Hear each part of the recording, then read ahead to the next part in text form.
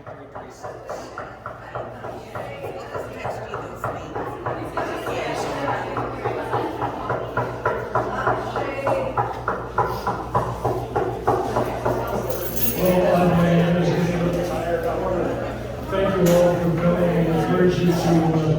toward the front of the room because it's possible the Lois may not want to use this mic. I have a couple of housekeeping. I have something to ask you.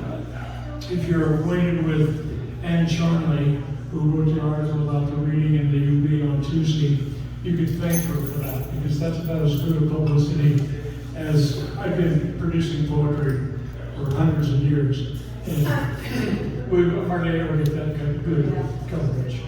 And I don't see them here. Joseph Roberts and Tina from the Royal Block are going to have a poet named John Martin read soon, and also a poet from the west side of the state, Red Vine, a poet named Bill Porter. He's probably the preeminent translator of Chinese poetry in our culture. And if you see news about him, definitely try to get there because he's a phenomenon. I've known Greg Bell for 10 years or so, and I was trying to think of what I might say about him, and then I thought I would, there's a poet who's going to be reading here soon named Shamsen, and she wrote an encomium for his writing. In defining the map, the second poem in this masterful collection, Greg Bell writes, "Science comes to me in joys." Joy permeates this book. Ben's poetic impulse can be aptly located in the tradition of nature poetry. One strain of British romanticism established expressed the immanence of the divine in the manifest world. But for Ben, this immanence is far more complex and human and transcendent. It is rooted not just in the beauty and dazzle of the wilderness he encounters and shows us so palpably, but also in the minutiae, rigor, and datiness of scientific study at a moment where it is alarmingly clear how tenuous and precarious our cohabitation on this planet is. Rather than finding in nature the answers for humanity, he finds questions. And these questions span the gamut of the human experience. Nothing is left out. It's as if Ben were gathering up the precious content of lived experience in all its permutations, joy, love, beauty, but also in its facets of history, broken hearts, lost connections, longing for some kind of wholeness to be called home, longing for a map when all maps have flaws that fail us. He inspects it all with the precision of a spirit and the heart and eye of a nature poet. He stirs it up to us in an astonishing range of poetic vehicles. Do not miss this book. It will make you more human. It will make you more conscious, and it will open for you a cosmology you wouldn't otherwise encounter. Great band.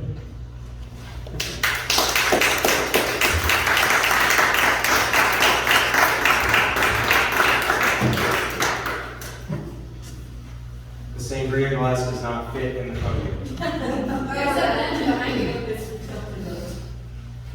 think this is. Good evening, everyone. How are you all doing? Great. So it's a pleasure to be here. Thank you, Charles, for the introduction and the setup. And thank you so much, Teri, for joining me today and allowing me to join you. Really excited for your new book. I read it this afternoon, actually.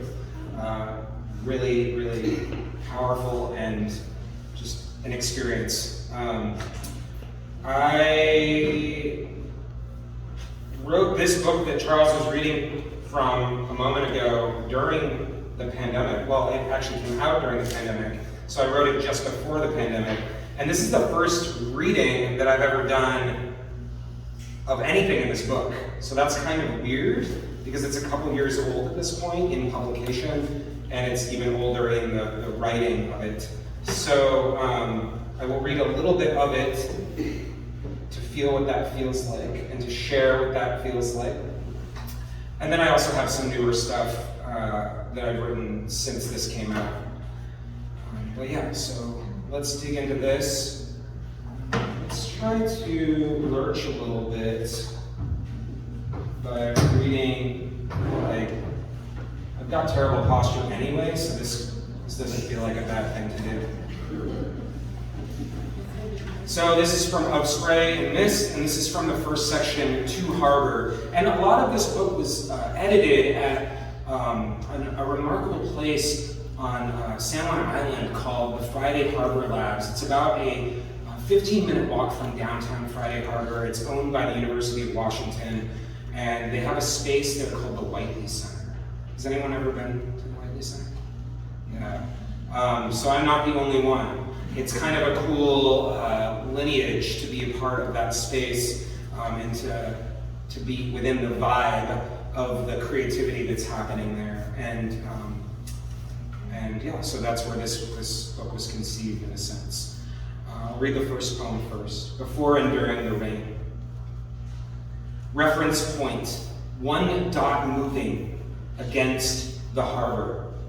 Establishing this point is giving in. It's a stolen relinquishment. To have found what's stolen, it's an undoing of a command. It leads to forest trails and stepping across glossy land. This is the way the moss hangs low. This is the lichen we forgot. Scattered remnants of bull kelp. Paths smashed, half-eaten by deer. I walk these tunneled paths. Carvings in branch and bramble covering. It is in this, the sense of evolution. Streak that's long and calm. And it's wet, it's frozen. And my eyes are warm in my skull. And it's wet and it's frozen. And my hands are keener to the frozen air.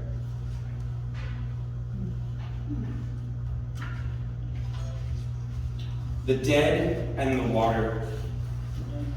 I imagine the dead as they dehydrate and get rehydrated in their womb-like coffins, water leaking through the ground and shuddering entire systems of body. The shudder is like a shiver. We give into it, we notice it, and we forget it.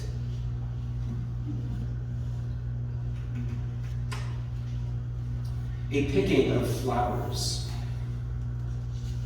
What we select and what we come to do, formulate plans and react to them. We live in the layers predefining our actions. We live in the abstract expectations of the future. The deepest holes contain the thickest roots. Lean into these holes and find your own prohibition. Dead ferns covering the spiraling paths, living madronas just beyond soaking up distance, auburn stability hypnagogic and inciting the spurs. No picking of flowers on these forest trails, though we know not what we preserve.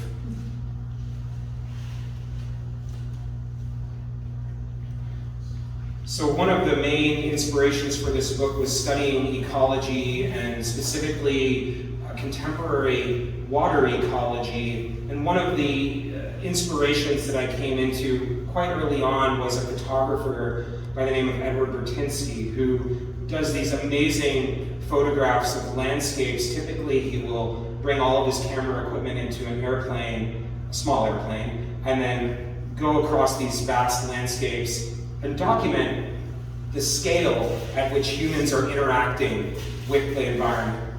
And in this book of his photography about water and our human relationship with water, he includes a variety of indexes as to our types of relationships with water and the wetland environments. And so this is one of the poems that I wrote ekphrastically through that photography. Index number 4, aquaculture. It was like the century told me, Platitudes exist to be sought. In exercising caution, in becoming caution, we stand strong. Our souls are ribbed with guts made of production, blushed and bruised. We sing of might, strained and flanked. We sing of odds. This slick instance of circumstance is bountiful. It contains the stellar and the fundamental. It is, as we are, a phantasm, meticulous, arterial system of knowing, our journeys coded and prolonged, our steps of the imagination bearing down upon reality in fervor.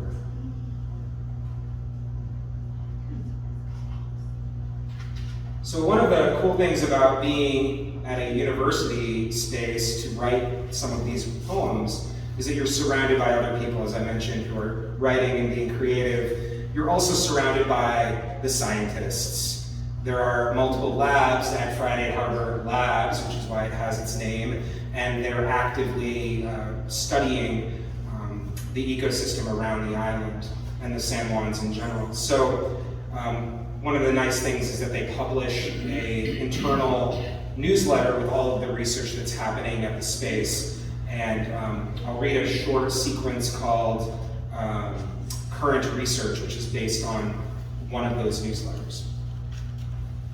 The morning is galvanized with expressions of limbs, gestures of hair, scents that keep me capsized upon my own morphing shores. And it is curious the way the fingers creak like floorboards in the husk of a vessel once destined to glide and explode for hours, days, months upon and across surfaces smooth and choppy.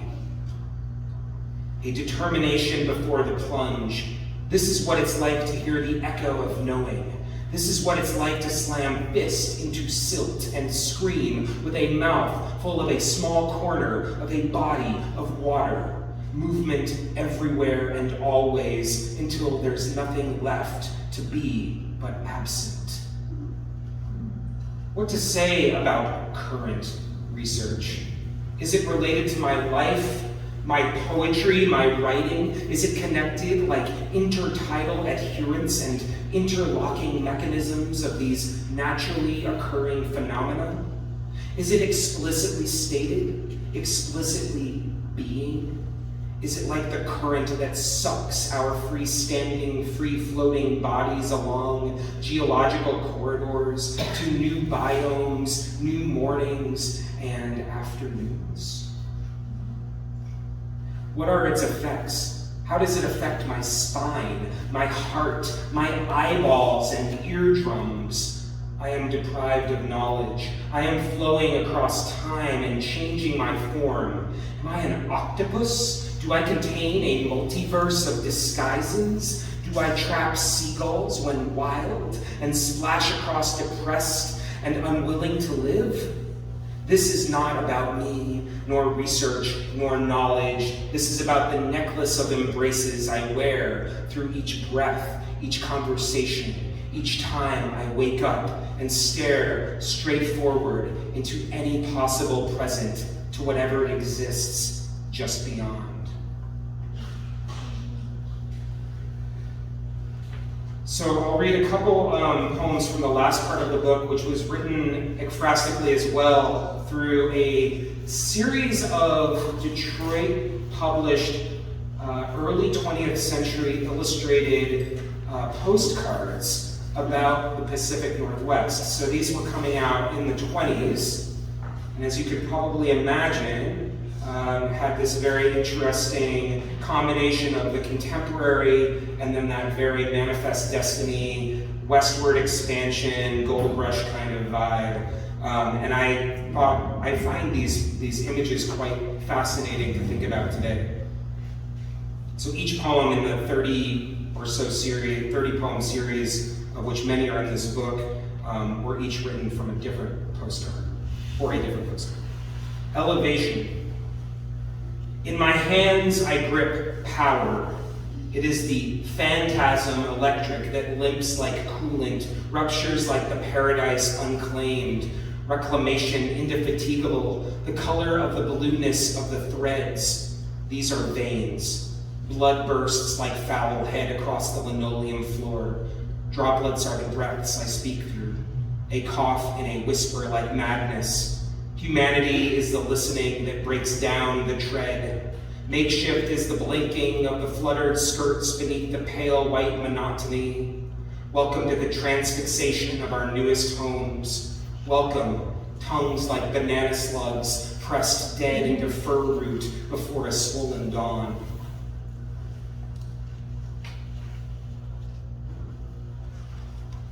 Brand. What is it that defines what it is? She asks, covered in lavender. She asks, covered in the poison of beargrass and foxglove, each sprouting alongside phlox and paintbrush, fern and fur. There is something fiery in the ashen spit that surrounds the face. It is dragging the carcass of the fallen rain's forgetfulness. I slumber, you wait, I whistle, you wail, we, remains brittle with mud, and in another current, and in another moment, beyond vortex, beyond rain shadow and the membrane of abyss, we sleep. Stick me with your finger and give me your latest whisper. I will shudder into the blackening bowels before shivers of fog. It will be a spirited sensation to cough a butte's worth up into the night. So those are all from Of Spray and Mist, and I'm going to read a few poems from a couple different projects that are newer, as I mentioned, than Of Spray and Mist. And side note, if you haven't gotten the sangria, it's quite good. Okay, so recently did a road trip down from Seattle to Northern California. First time in 11 years living in the Pacific Northwest that I drove the entirety of the Oregon coast, which was a solo trip and camping the entire way, and quite remarkable. You know, ups and downs, lefts and rights, but a pretty exquisite experience. And I have been working on a new series that's based on that coastal trip. Of a robin in the dark. The family in the large white truck arrives, but not before the robin, its song arousing in the dark. And I with my damp boots ready and urges, and the robin swooping to the pond, and this campsite is still, and all is becoming shadow, and then the robin, it scatters its song further to a blending and an end. Piece of ecstasy, the censored version. Past the muddy banks there is town, and past the Jesus Loves You graffiti and the day walkers there are the geese. In the sun, they are not like me, stuck here on a call for work, my arms flapping, feathered flapping, capitalism paralysis. No, they are geese of ecstasy, and their calls are of truth. Their screams encourage stories, and there's no telling how hyperbolic it's gonna get with these darn geese. Vacuum from Humboldt Mountain State Park. And I sit here on this beach, the only living human in a sunset, a moment with the tide only getting higher and the fog bank splicing like heartbeats. You want to scream inside yourself. Actually, that is from a future series. Gull Party. They all came, yes all, and plus one, and then I lost it. And the sky felt falling, and then still, and the language became sparse, and the screaming tore, that dumb squawking, and the wings were brown and dirty and blending, and the crap flew down, landed on the trash, and I laughed. on hands and knees, landed on the skin, and the crap was white and dripping, a hairline, a fracture. Seabird Magnet, Cape Mears. Where the lighthouse rests its head and the scrambling family winds its way adjacent, and I, utterly baffled, remain, and as such quietly, Sitkas sprouting across the centuries, as century-defined, I wander toward the crags and clefts, hoping for the spread wings, feathers brown, almost black, almost blue, but brown, the pelagic cormorant's distinctive pose, performance artist of this blissful Pacific, and nothing but fogged glasses, muddied shoe prints, maritime action, my last impression, and memory of movements made, of the gasp, aghast, and my own body is shaped, sudden and wretched and chiseled, realism in this saunter. There it is, the crux, objective reality, as I pass by the wheezing family or whoever, trudge up toward an octopus tree, pay my respects, bow a little, or is that back pain, a crack and flail, and then to the car, where I emerge from this greenlit dome of stories and families and hearts and lungs, find my car and drive, drive, drive. Stay free, kids, Coos Bay, Oregon. The roads were designed here for a certain freedom, one-ways and loops, but inherent chaos, invitation to lose oneself amidst the blocks and the stops, slow roads with slow speeds, so many young people in a place that sits this strange, in some beloved, lonely Oregonian corner. But it's more than that. Landscape of the Coos and other indigenous, other but not here, except for kids whose land is also this, their own. And the sign at the motel reads, did they? Yes, they did. They meant it. Don't we all, when it comes down to it, when we can't conceive of any other way? Kids, stay free. Stay free, kids. Kids, stay free.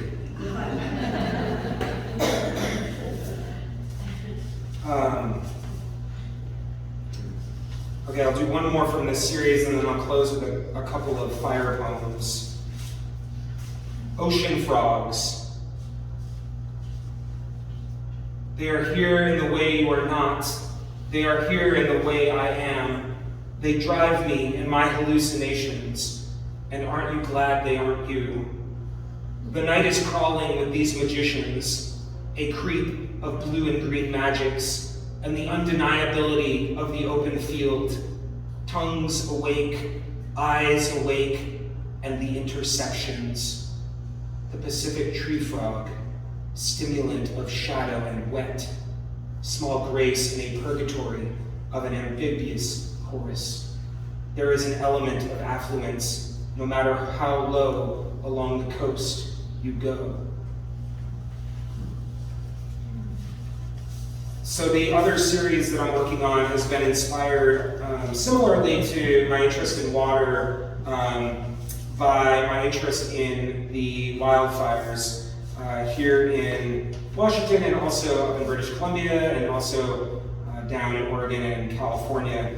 And as I read about the many fires and the destruction that they bring, and then the life that they bring through hope, human hope, and resilience, I've also found myself just as fascinated with the terms that people live in the high desert, and that could be as far up as Washington, of course, and then as far south as Arizona, where I've been traveling also on a regular basis. So I have two more poems, and one will start out with southern Arizona around the Organ Pipe National Monument. It's called Desert People, for the Tohono O'odham. It is heritage. You can taste it in the wind. Bones moving across the wash, joints creeping up the tank, still life with living saguaro, brittle bush, the lightning struck mesquite, hollowed eyes, these eyes are, glazed by awe and baked by sun and dust, leg over leg toward the fullest crest, a horizon of a blood shared and a water known from ancient beginnings to ancient present. And then the last poem is also from that fire season sequence. Thank you everyone for being here tonight. You want to scream inside yourself. Certainly not as if I held onto your wrist, leading me across a new forest, charred stumps and trunks like guideposts of a night now past. Certainly I am of emotion, staggering across the floor toward architectural fragments, anger in my pores, porous sadness, and a quaking fear, a stance measured across the guides that beg us, ask us, tell us why the sky is so wide, and the scream is so deep, and the land is so honored once it's fallen.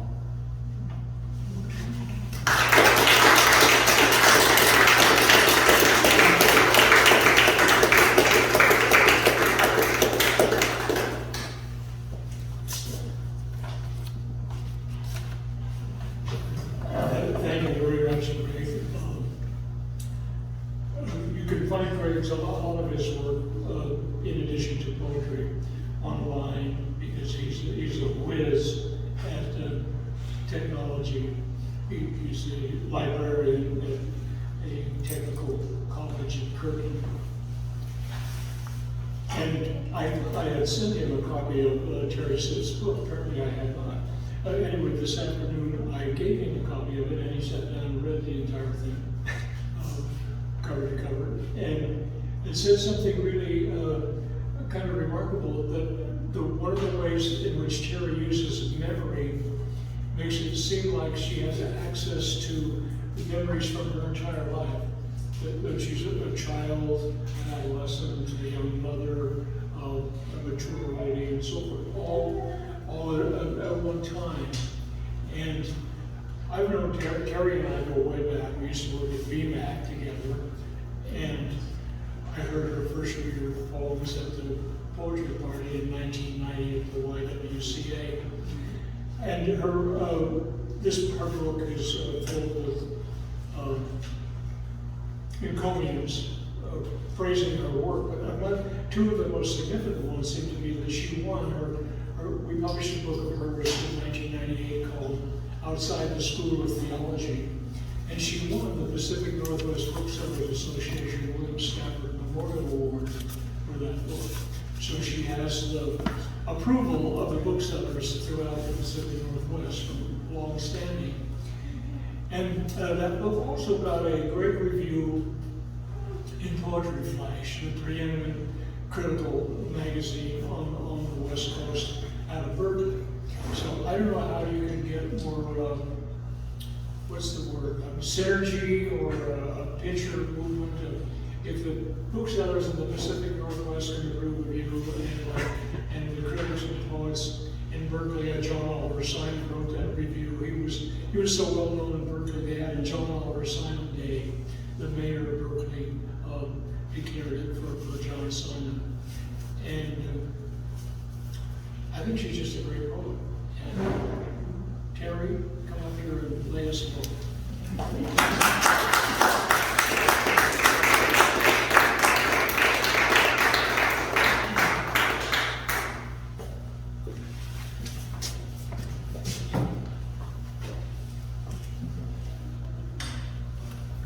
Thanks, Charles. Thanks, Greg. Thank you, everyone, for coming. The first poem I'm going to read, I just wrote it a few weeks, or not that long ago. And I want to read it because while everybody still remembers what it's talking about, they'll see what I'm saying. No news is no news. Will Smith slapped Chris Rock, and everybody forgot about war for a minute. Then we remembered. Then my phone dinged in its satisfying way. I listened to podcasts about Ukraine. Then I ate an apple. The warm spring weather changed suddenly, back to winter, and I was able to forget the coming wildfires. Nothing else happened in my kitchen while I remembered. if you haven't been to Mill Creek, where you can park at the Little League field between there and Toxic Way. Right now there are, well, yesterday there were 7 gray white pelicans, and those things are huge. So I don't have any great white pelican homes, just but I do have a regular old brown pelican home somewhere. Somewhere.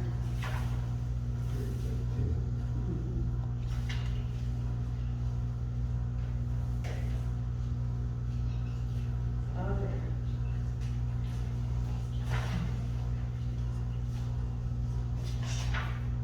Well, maybe we'll just get to that some other time. Okay.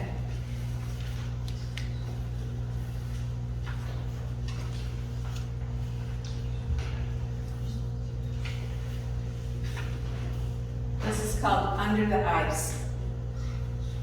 Under the ice, there's a world where water never freezes. Imagine a mermaid, or a seal, or better yet, a turtle, slow and flat, that glides through the water with a string of pearls around its folded neck. Into the dark green water, a fisherman falls, his lantern illuminating to a depth of 20 feet. Then the blackness is lit only by the moon. The turtle floats by, extends a 5-flange flipper to the sinking man. His plaid mackinaw drags him deeper. Up above the edges of the newly chopped hole, crystallized clothes, and the stringer of sunfish freezes to the ice. Outside the warming hut, skaters leave the ice, except one who practices figure eights far from shore. Our fisherman bumps against the skater's left blade and sinks again. The ice creaks in a soft spot. Overhead, the pines shriek in the Arctic wind.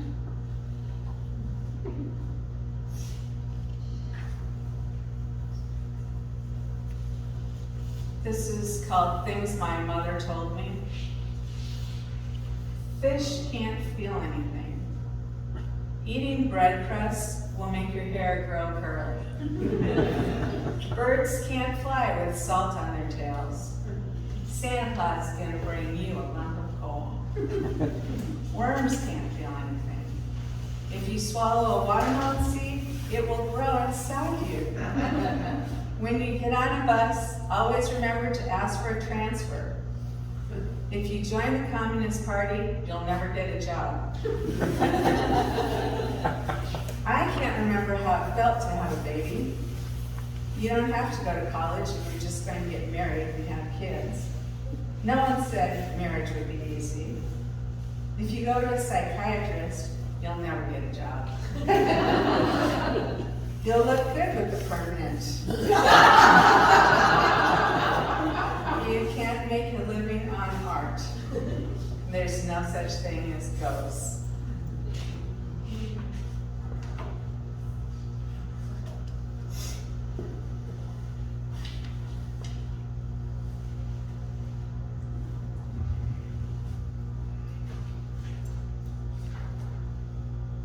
Found the pelicans.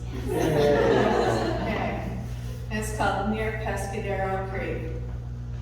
Pelicans approach, their long beaks lower than their backbones, wings set too far apart. It's too far back, like B-1s on a bombing run. From a rocky cliff, we watch them appear from the south and circle north of us before flying on again. I walk carefully, holding my right arm against my chest. On the shore below, sandpipers follow the wave out to its farthest retreat, then run from its rushing return. Squadron after squadron of pelicans arrive from nowhere, circles, and departs into the empty sea. The wind tears out empty sky. The wind tears out to sea. We are left here at the edge of the world.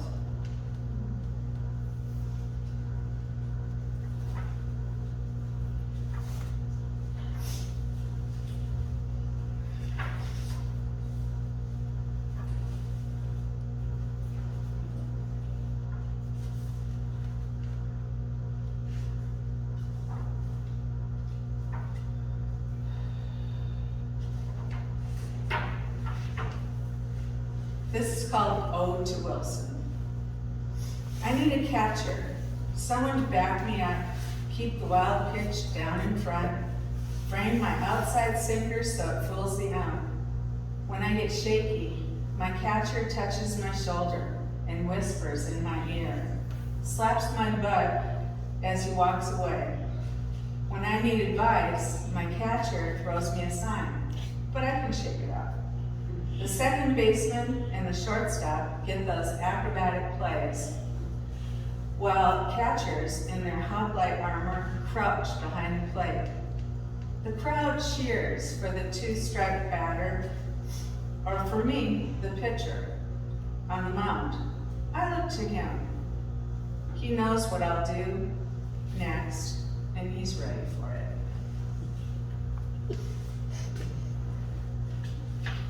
Don't think you're gonna get away without probably another baseball home.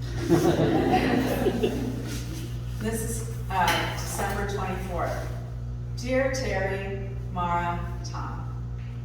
We went to Las Vegas last Thursday.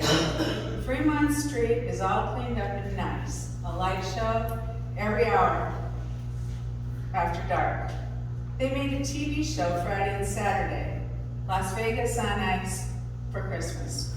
We saw them practice. Went to an expensive Indian store. Robe, beaded and feathered, $3,500. Beaded saddle and blanket, even more. A piano bar where a customer sang as good as Tony Bennett. Played old show tunes, real good. Also a peak show, all live, all new. Didn't go in. Then into a few more casinos. Do those Orientals love to gamble? Some places give free rooms to people with Hawaii driver's license. We went to Power Up for breakfast. $3.50, all you want. Hope your house deal goes through and the stress ends. When we bought the house in North Minneapolis, I told Mother it made me so nervous I couldn't sleep at work. Happy New Year, Dad.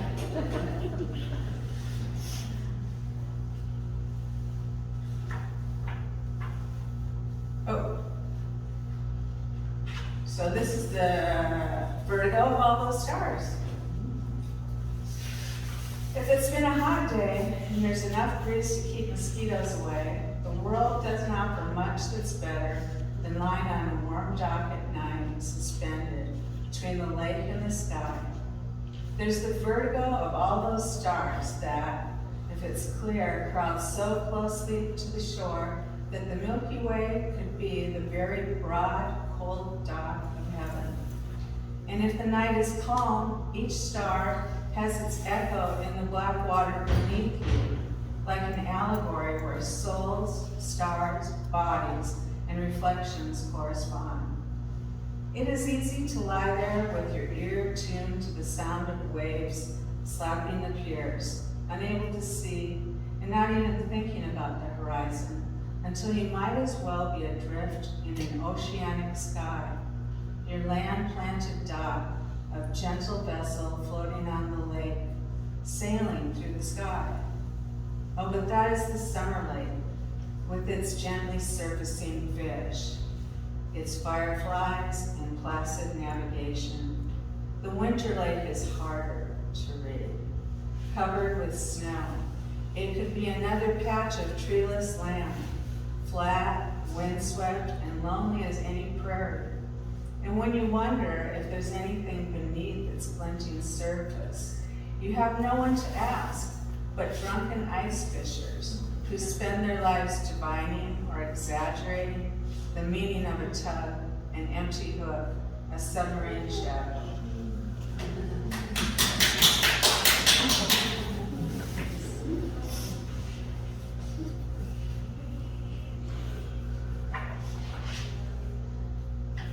This is called Everyone Needs a Hobby.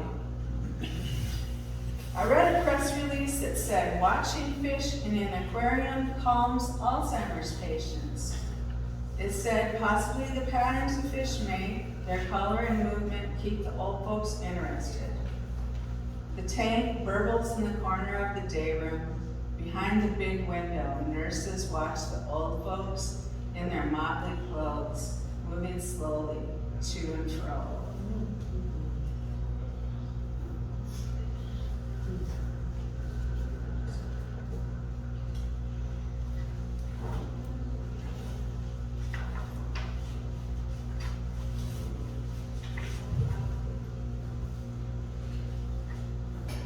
Okay, this is called One Good Thing About Cancer.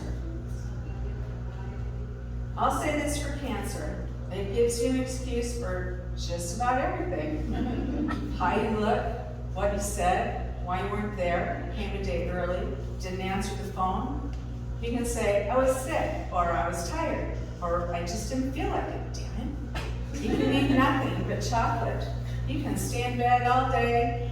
You can worship crystals or I Love Lucy reruns. Believe me, they'll be nice. Sometimes they forget. They treat you like they used to, like you're not going to die. It's easy to bring them back around with a sigh, or alternatively, let them carry on as usual. When you leave, they'll say how brave you are, how strong.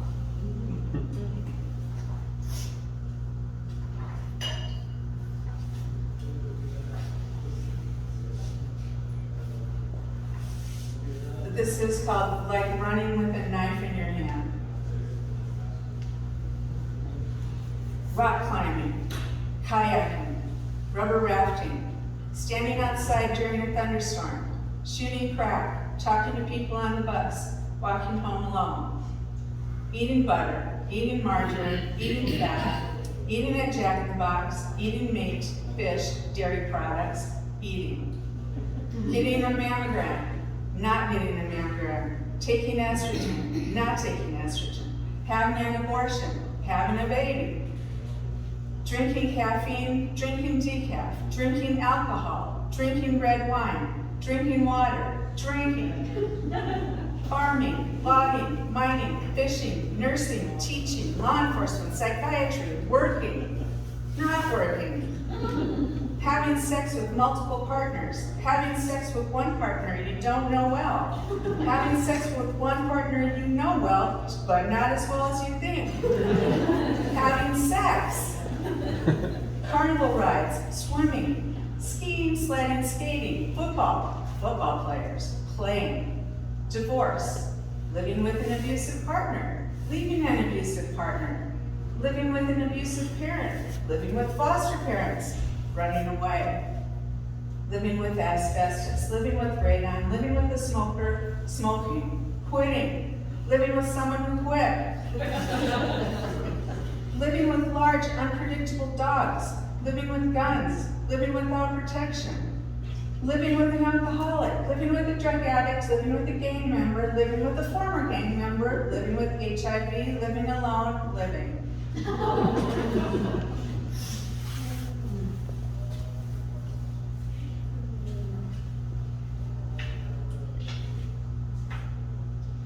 This is called The Sun Shines Right Through.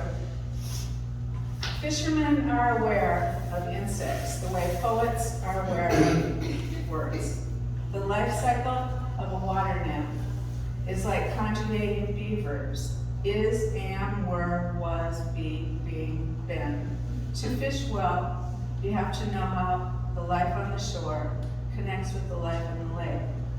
Sometimes a poem happens mostly in words that aren't there. Sometimes it's hard to go on being. Knowing someone who was, those who were, or have been. Near my house is a west running creek, and on warm evenings I sometimes see thousands of white flies so delicate the sun shines right through their bodies. The day before they weren't there, the day after they'll be gone. Most of their life happens before they ever get to fly, and I so seldom see them. It can't be too cold or too hot. The angle of the sun has to be just right. You have to be looking up. You have to be looking west.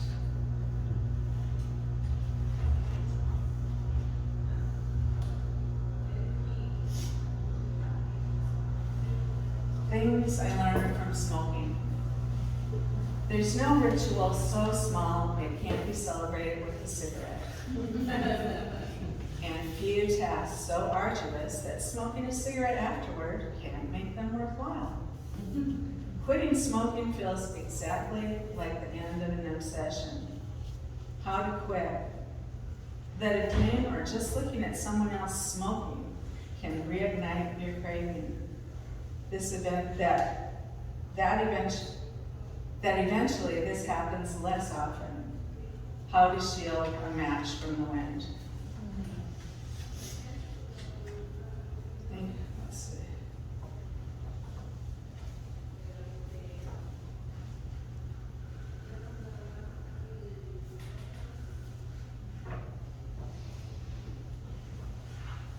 Mirror, mirror. Snow White's mother had a difficult relationship with you because you lacked tact, which was nearly fatal for Snow White. And there's Narcissus, that eternal bad example of someone spending too much time with you.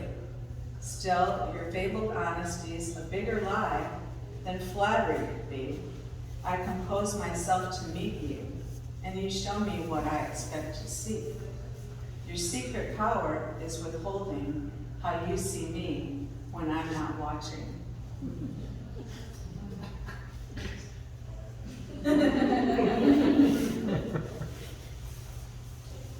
Okay, let's see. So, baseball, and then I think one more. This is called Fly, Fly Away. My house has been for sale for a month, but it seems like years. The count is 3 and 2. Real estate agent sends over breaking ball low, boom, a lot of lookers. Gets a piece of it, still 3 and 2. Who don't like the closets, another breaking ball. Or the kitchen, or the bathroom, boom, falls it to the left side. Or the sides of the bedrooms, here comes a fastball. Though they all live the view on the inside corner. And the setting, Uni takes the swing. And the neighborhood, and belts it deep. My books are packed, intellect, center field. Yard sale is done, Grabowski runs for it. When the right buyer comes, it's to the track. It's like love at first sight, to the wall. All they have to do is walk in, and it's goodbye baseball. Okay, so, last one. And, but it's long, so bear with me. Waiting for a friend. You are sitting in a coffee shop in Portland, in a bookstore, in Powell's in fact, and you are waiting for a friend who you haven't seen for a long time. And what arrives instead, out of nowhere, is a giddiness close to joy. It expands around the room, encompassing the plump middle-aged man with the great book of wine and the large family get-together occupying 4 tables near the magazines. Then it jumps through the plate glass windows, runs to the Too Sunny corner, bounces off the car toy sign, and rolls down Burnside heading toward the Benson Hotel, where you spent some time a few years back. Suddenly, life seems likely to have adventure again. Maybe you'll join the Radical Art Girls. Maybe you'll go hear 2 marimba bands working out African beats tonight at St. John's Pub. In this town, even the signs taped to the walls have to try harder to be noticed. You can't offer Kung Fu for kids and expect any takers. Try self-defense for mothers and daughters. Try For Sale Hula Girl and Geo Metro. Would you rather die than sing in public? Are you lonely? Free thinkers over 50, a single social circle might be the place for you. And slowly the feeling settles down a bit, and you find yourself glancing toward the door, caring about people's haircuts. You've been lonesome without this friend, and already you are thinking how in a few hours you will part, and missing him again will be something you do each day. A girl, about 12, enters the room with a stack of paperbacks and sits by herself. She has a plaid skirt, green backpack, black hair pulled into a ponytail, baseball hat, gold-rimmed glasses. She sees only her books. You notice how couples resemble each other. Nature's assortative mechanism assures that the hippie woman who wears a red bandana tied around her head will find a man who does the same. And tall, thin women don't have to worry about teaming up with short, fat men. Tonight, Earth Crisis in Flames, Skin Lab, and Walls of Jericho play at the Pine Street Theater. You're not so sure. Sometimes you can't wait to see times unfolding. Mostly you are scared. You think about a certain beauty. Maybe if she sleeps long enough, she wakes up herself. Stiff, creaky in her bones, mother dead, father gone, thorns around the palace that need to be chopped away. Still, she gets up, spits out that piece of apple, has a cup of coffee, and gets to work. She looks in that damn mirror and she sees she's not the fairest one anymore, and understands her mother's hatred. She's not sure anyone has even missed her. She thinks she can pass through town invisibly, and then she thinks, fuck this. Let the damn blackberries eat the palace. I'm going to Monte Carlo. You think it's not fair how good Michelle Pfeiffer looks. Blackberries are headed toward her too. Earlier today you saw Beacon Rock looming in front of you and you felt an ominous dread. Long after your decaying body is buried by the river, that rock will still be there. Maybe longer than the river. But your poems will vanish with you. Even the blankets on your bed will last longer than all your work. You could go to Paris, you could go to London, you could go to Rome. But you think you'll stay and see if you get used to the idea. And the sun keeps shining, so rare for Portland, and your friend walks in shining, and you kiss by the magazine racks, and together, for a while, you walk outside, down the hill, where your joy fled. It hasn't been long. You can catch it.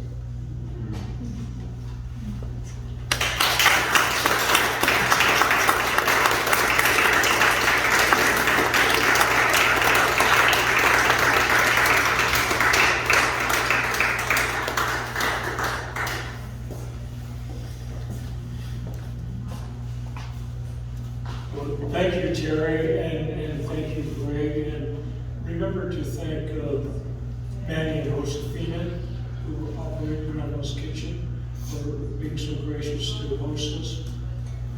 I've always felt that even though the audience for poetry is not large, that it's really astute. And those of us who pay attention to it and listen to it know something that the general public does not know and can't know any other way than exposing itself to our poetry and literature.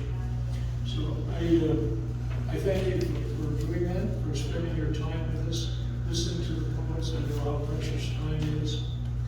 And feel free to hang around and mingle with the poets, talk to them, get some books, whatever